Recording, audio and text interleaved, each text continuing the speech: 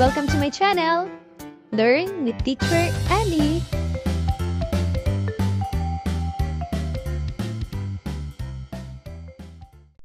Matatag Curriculum, Language Grade 1, Quarter 3, Week 8, and our topic is about inferring characters' feelings and sequencing events.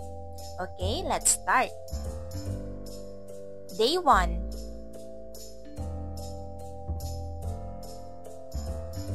Ngayon ay sagutin natin ang mga tanong. Ano ang inyong paboritong kwento, mga bata?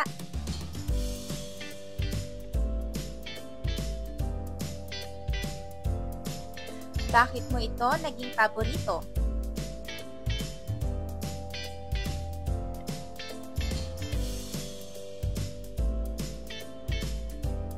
At tungkol saan ang kwento na paborito mo?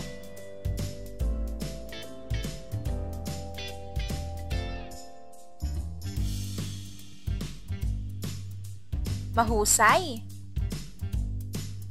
Kapag napakinggan na natin ang isang kwento, maaari nating alalahanin ang mga pinakaimportanteng parte ng kwento, ang pamagat or title, saan nangyari, sino-sino ang mga tauhan, at mga pangyayari sa umpisa, gitna, at sa katapusan ng kwento. Ngayon ay pagmasdan ang larawan sa ibaba at sagutin ang mga tanong.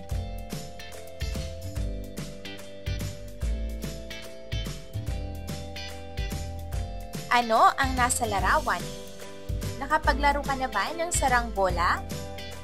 Paano ito nilalaro? Kailan ito maaaring paliparin?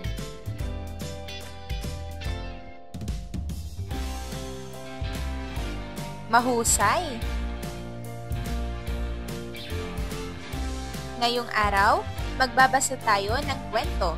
Pagkatapos nito, itatala ninyo ang mga mahahalagang ideya sa kwento gamit ang isang story map. Ipagsusunod-sunod din ninyo ang mga kaganapan sa nabasang kwento. Narito ang gawaing pag-unawa sa mga susing salita o parinala. Magpalipad ng saranggola, tali o string, nagbuhol-buhol, linya ng kuryente o electric wire. Basahin natin ang talata sa ibaba na ginamit ang mga salitang nabanggit. Nais kong magpalipad ng saranggola. Masaya ako tuwing napapalipad ko ito. Hinahawakan kong maigi ang tali upang hindi ito mawala. Minsan, nagbubuhol-buhol ang tali. Nag-iingat din akong hindi masagi ang tali at saranggola sa mga linya ng kuryente. Baka makuryente pa ako. Mahusay, mga bata! Ating talakayin ang pagtala ng mahahalagang ideya sa kwento gamit ang story map. Ngayon ay magbasa tayo. Handa na ba kayo? Ang kwento na ito ay unang isinulat sa wikang Binisaya. Ang pamagat nito ay ang Tabanog. Ang Tabanog ay Binisaya. Sa Pilipino, ito ay saranggola. Ang saranggola. Si Nilo ay nagpapalipad ng saranggola. Mga bata, nasaan kaya si Nilo?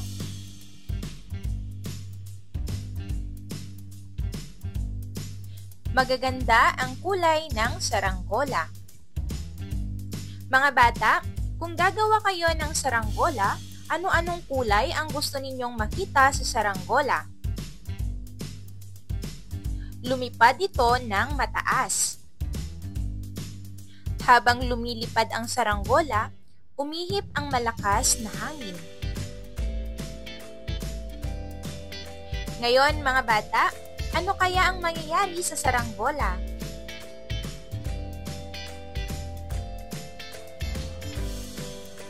Nabuhol-buhol ang saranggola sa linya ng kuryente. Ano kaya ang gagawin ni Nilo?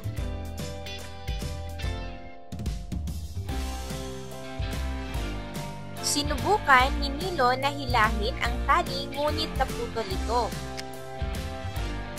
Ano naman kaya ang mangyayari kung hihilahin niya ng hihilahin ang tali ng saranggola? Dumating ang kanyang ina at nakita niyang nakatitig si Nilo sa saranggola.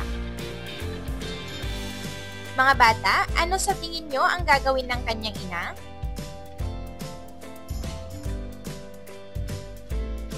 Tinapik siya upang hindi siya malungkot.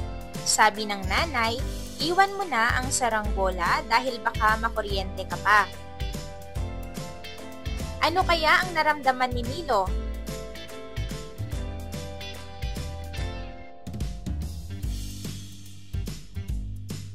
Masayang umuwi si Nilo dahil pangako ng nanay niya na gagawa sila ng bagong saranggola. Ngayon mga bata, sagutin ang mga tanong. Una, tungkol saan ang kwento? Pangalawa, sino-sino ang mga tauhan sa kwento? Pangatlo, ano ang naging problema ng bata? Pang-apat, paano naayos ang kanyang problema? At panglima, ano ang naramdaman nyo habang nakikinig sa kwento?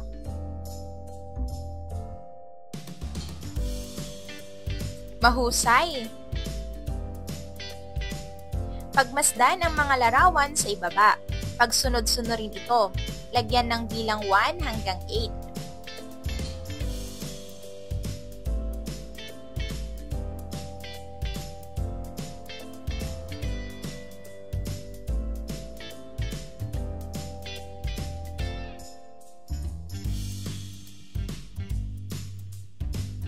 Mahusay! Gamit ang story map sa ibaba, ibuod ang kwentong Ang Saranggola gamit ang mga larawan at salita.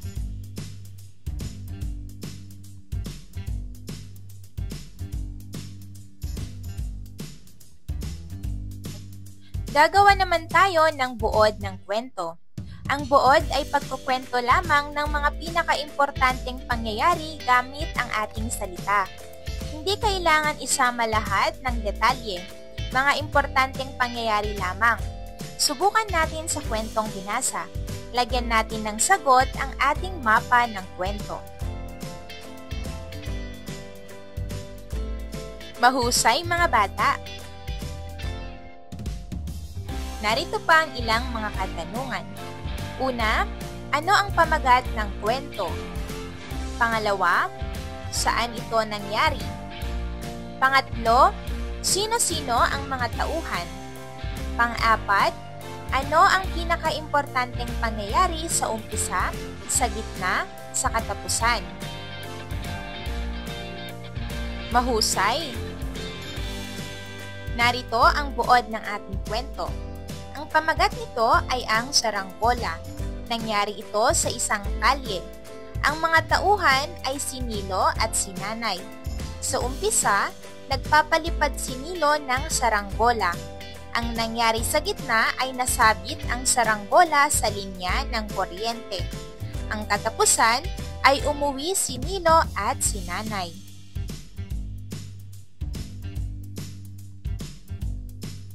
Ngayon mga bata, basahin ang buod ng sabay-sabay.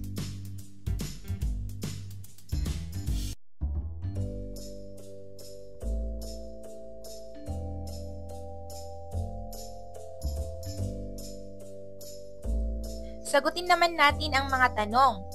Ano ang natutunan ninyo ngayong araw? Ano ang isang story map?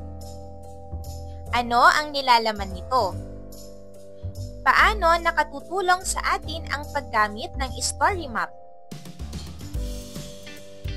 Tandaan mga bata, ang pagbubuod ng isang kwento ay nangangahulugan na pagsasabi ng pinakamahalagang bahagi o mahahalagang detalye ng isang kwento sa mas maikling paraan.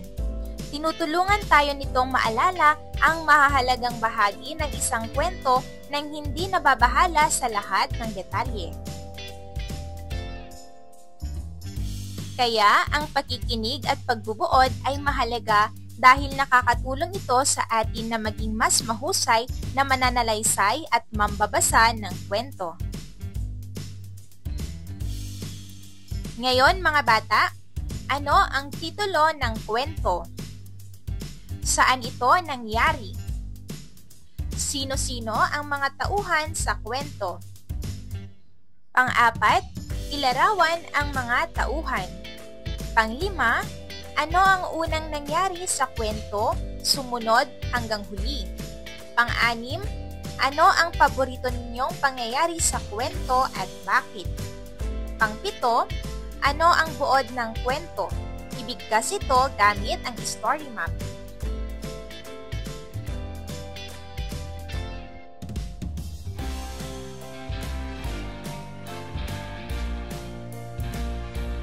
Day 2. Mga bata, nakakita na ba kayo ng saranggola? Nasubukan nyo na bang magpalipad ng saranggola?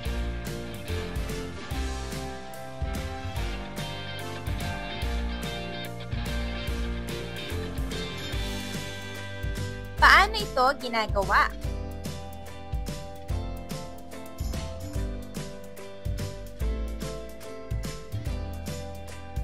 At ano kaya ang pakiramdam ng magpalipad ng saranggola?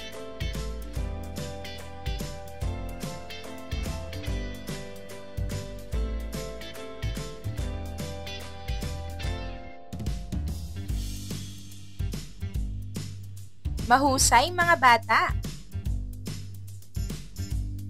Tandaan mga bata na mahalaga ang ating mga damdamin. Kapag nagbabasa tayo ng kwento, mahalagang isipin din natin kung ano kaya ang nararamdaman ng mga tauhan upang mas maintindihan natin ang kwento. Ngayong araw, tutukuyin ninyo ang damdamin ng mga tauhan sa kwento batay sa kanilang ginagawa sa kwento. Huhulaan din ninyo ang posibleng katapusan ng kwento batay sa pagkilala sa mga tauhan at mga kaganapan sa kwento. Magbabahagi rin kayo ng inyong sariling karanasan tungkol sa ating paksa. Narito ang gawaing pag-unawa sa mga susing salita o parirala. Mapanganib, ligtas.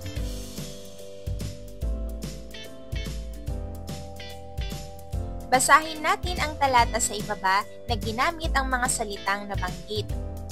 Huwag lumapit sa mga linya ng kuryente dahil mapanganib ang mga ito. Maaari kang makuryente. Palaging isipin kung ligtas ba ang lugar bago pumunta dito.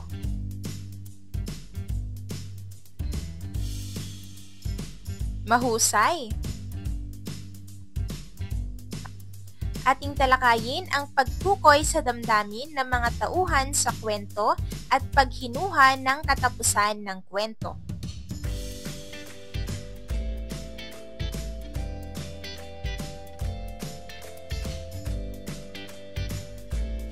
Mga bata, ano-ano ang kulay ng saranggola?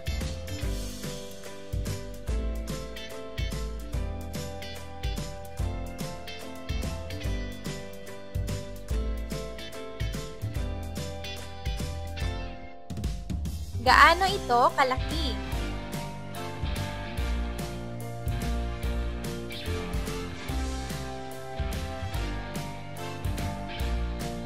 Ano ang iba pang masasabi mo o mailalarawan sa saranggola?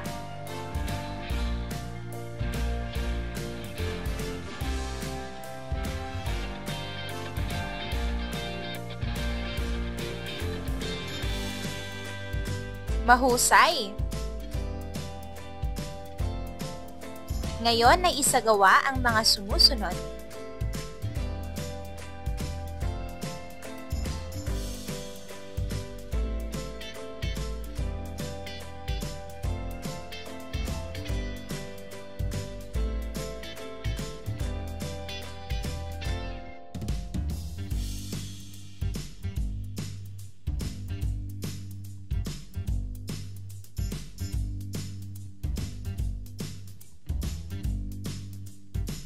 Narito pa ang alternatibong gawain.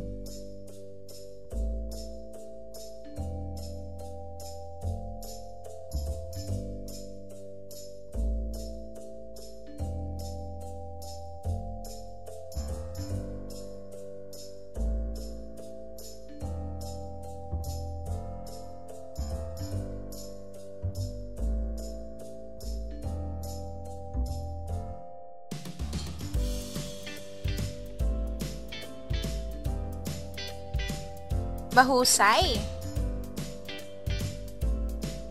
Mga bata, ano kaya ang nararamdaman ng mga taong nagpapalipad ng saranggola?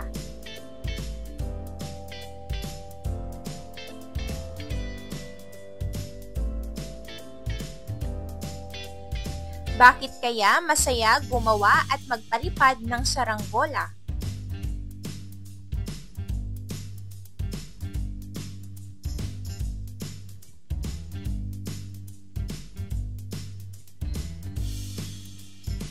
Ano ang tumutulong sa saranggola upang lumipad ng mataas?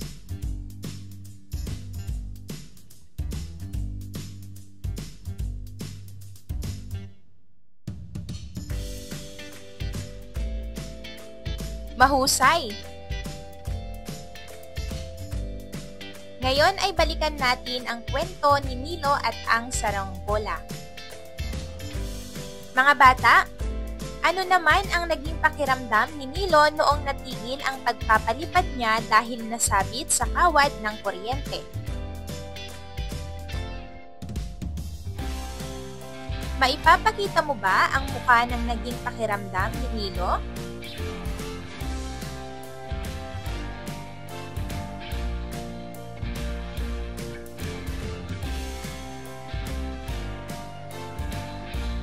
Nang makita ni Nanay si Nilo na nakatingin sa saranggola na sumabit, ano kaya ang naramdaman ni Nanay?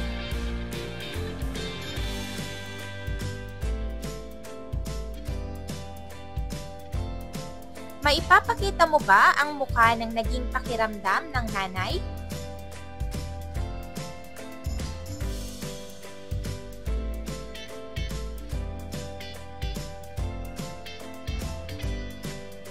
Ano ang ginawa ni Nanay upang ipakita ang kanyang awa sa kanyang anak?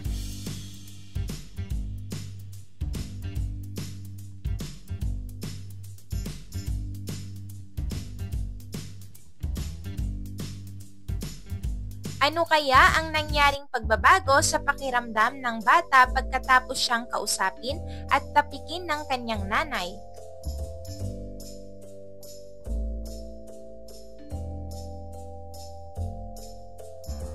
Mahusay! Ngayon ay sagutin natin ang tanong. Ano kaya ang nangyari dahil gusto ni Nilo na patuloy na mag-enjoy at maging masaya sa pagpapalipad ng saranggola? Ay ipinilit niyang kunin ang saranggola na nasabit sa linya ng kuryente. Paano kung umakyat siya ng poste upang kunin ang saranggola? Mahusay!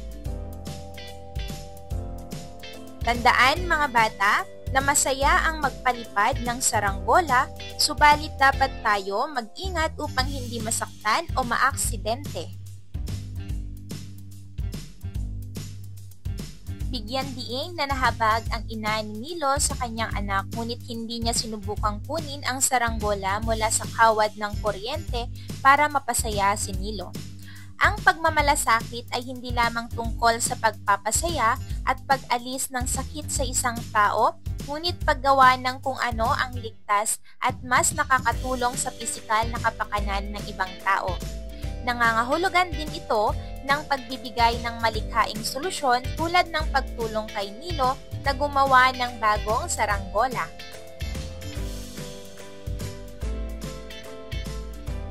Pagmasdan ang larawan sa ibaba at sagutin ang mga sumusunod na tanong.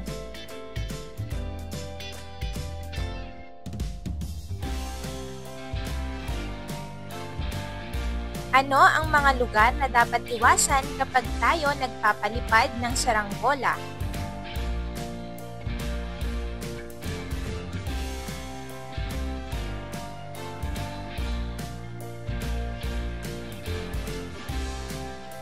Ano ang mangyayari kapag nagpalipad ng saranggola sa mga lugar na ito?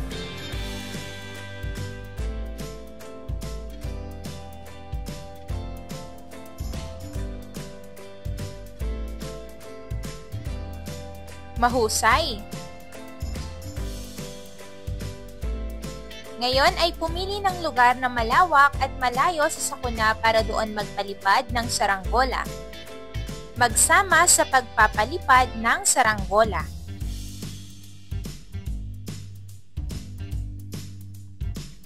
Mga bata, ano ang natutunan ninyo ngayong araw?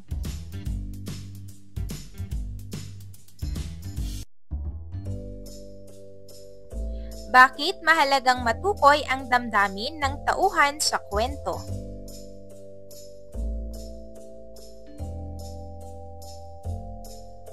Sa paanong paraan tayo maaaring magpakita ng pagmamalasakit sa ating kapwa?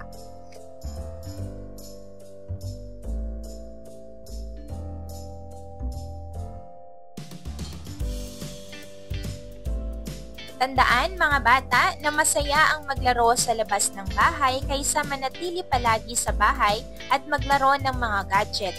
Ngunit dapat din tayong mag-ingat at laging manatiling ligtas.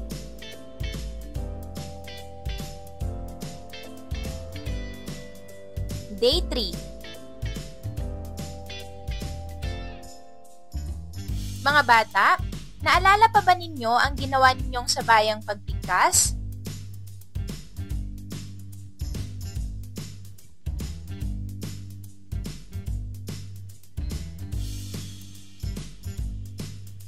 Ano-ano ang mga dapat natin natandaan kapag tayo ay kabilang sa nagpapakita ng sabayang pagbigkas?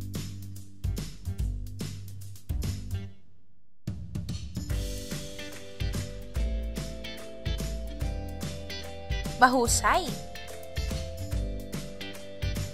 Ngayong araw, magbibigkas kayo ng tula tungkol sa pagpapakita ng pagmamalasakit sa pamamagitan ng pagtulong sa kapwa. Sabay-sabay ninyo itong bibigkasin. Narito ang gawaing pag-unawa sa mga susing salita o parirala. Marangal, may kapal, nakalulugod, nag-aalinlangan.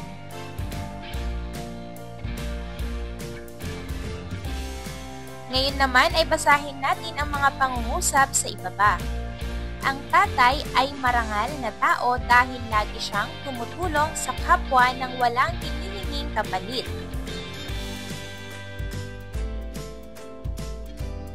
Nagpapasalamat ako sa may kapal araw-araw sa lahat ng biyayang natamo ko.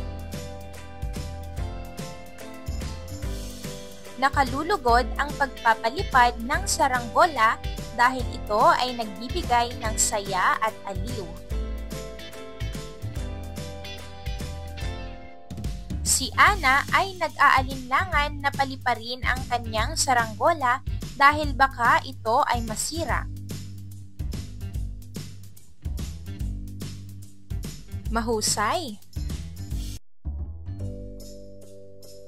Ating talakayin ang sabayang pagbigkas. Ngayon ay isagawa ang mga sumusunod.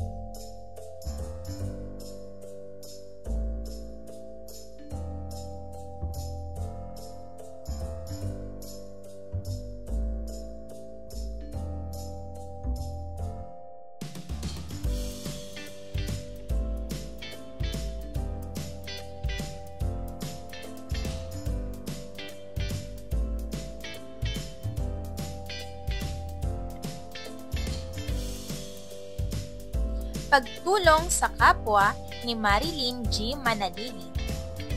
Pagtulong sa kapwa ay gawaing marangal. Nakalulugot ito sa paningin ng may kapal. Laging tatandaan, ito'y pagmamahal. Pagmamalasakit at sa kapwa ay pagtatanghal. Sa ating kasalukuyang panahon, maraming trabaho ang nawalan. Karamihan ay nag-aalinlangan. Ano nga ba kanilang buhay na kalalagyan? Sa hirap ng buhay na ating nararanasan, marami ang taong sadyang nangangailangan. Sana maliit man o malaki, tayo ay magbigayan. Manatili sa ating mga puso ang pagdadamayan.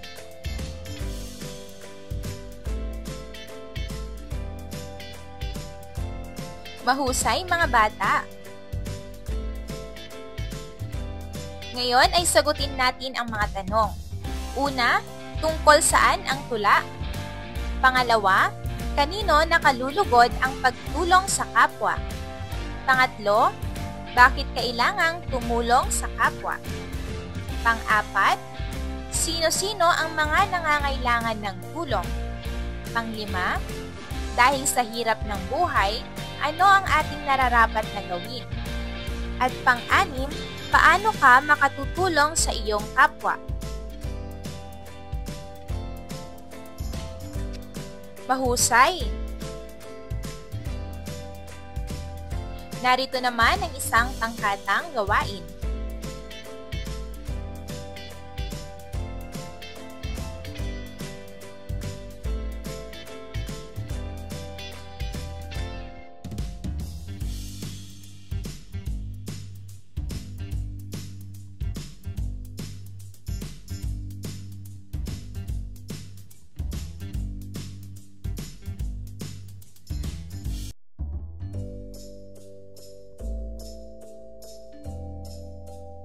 Mahusay mga bata! Ngayon ay kompletuhin ang mga pang-uusap at sagutin ang mga tanong.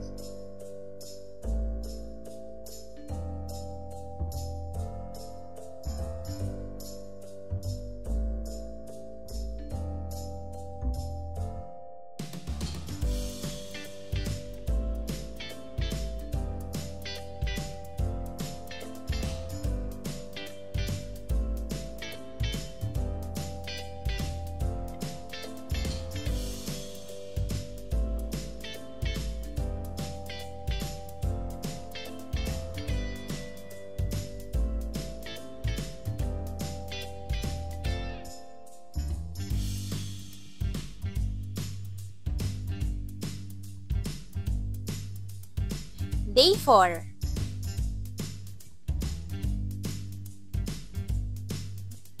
Batay sa isinagawa nating sabayang pagbigkas, sagutin ang mga tanong.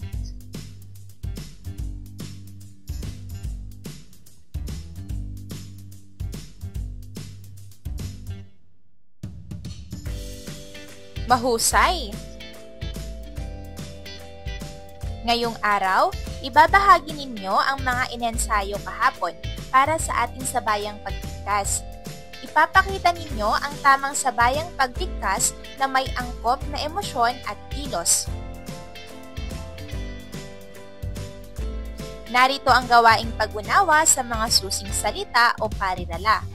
Ano ang ibig sabihin ng sumusunod? Marangal, may kapal, nakalulugod, nag-aalinlangan.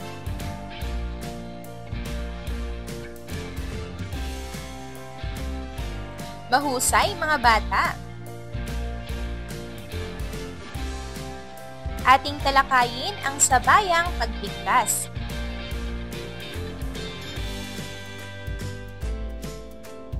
Ngayon ay isagawa ang mga sumusunod. Narito ang mga panuto.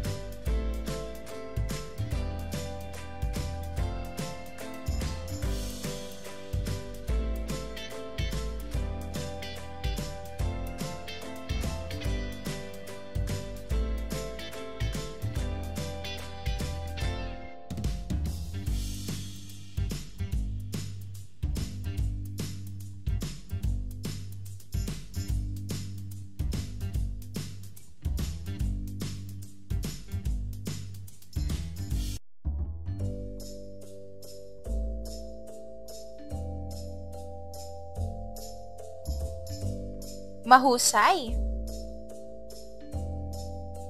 Bago matapos ang ating aralin, kompletuhin ang mga pangungusap at sagutin ang mga tanong.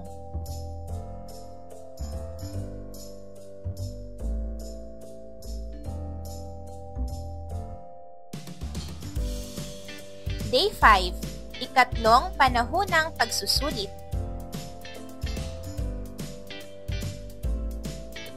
Mahusay mga bata! End of week 8. Thank you for watching! Also, don't forget to like, share, subscribe, and click the notification bell for you to be updated on our latest videos. See you on our next lesson. Goodbye!